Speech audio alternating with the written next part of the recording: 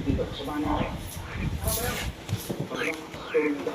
Part 4.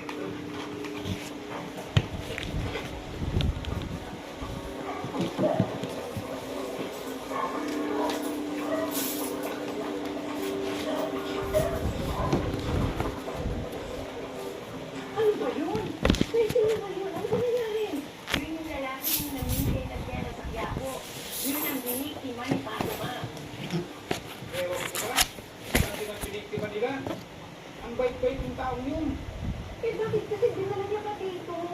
Maukompromiso tayo eh. Malalaman na kung saan tayo nakatira. O ano gagawin natin? Ay, si pa inyo ang bahala.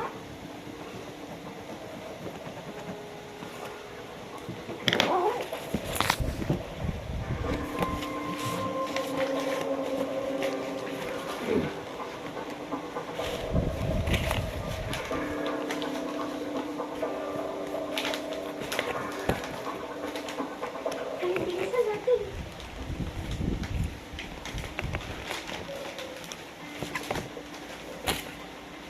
Papo, yun. Yun, dali. Tara, tara.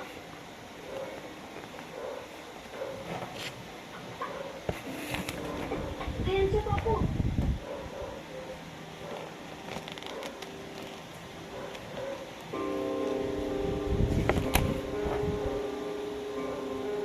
May pulso ba? Buhay pa to. Ang gagawin natin yun, Papo. Dali nga sa bahay. Teka lang muna. Hindi niya napatay yung sa damak sa pinagdaanan niya. Ganyan lang. Ano? Storyahe. Palabasin na lang natin na Sabay-sabay nga binabaril, walang tumama eh. Kaya siyang putok, tatlo patay. nakarami ng inom. Malasing. Ano kayang baril yun? Sige, tama na. Tama na, dali.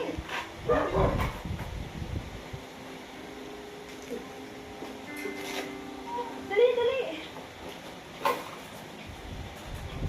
Kasi mo. Tanggol. Lalakad pa kasi tanggol. Hindi ko kayo ng tanggol ah.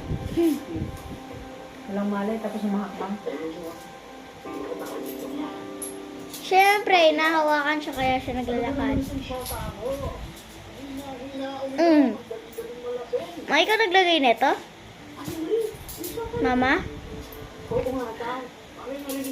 Ikaw naglagay nito? Kanina ngayon. Hapon. O tayo, sino yan? Ah, siya tayo Fatima. Si Tanggol ba yung bate mo? Lagot ng pamangkin.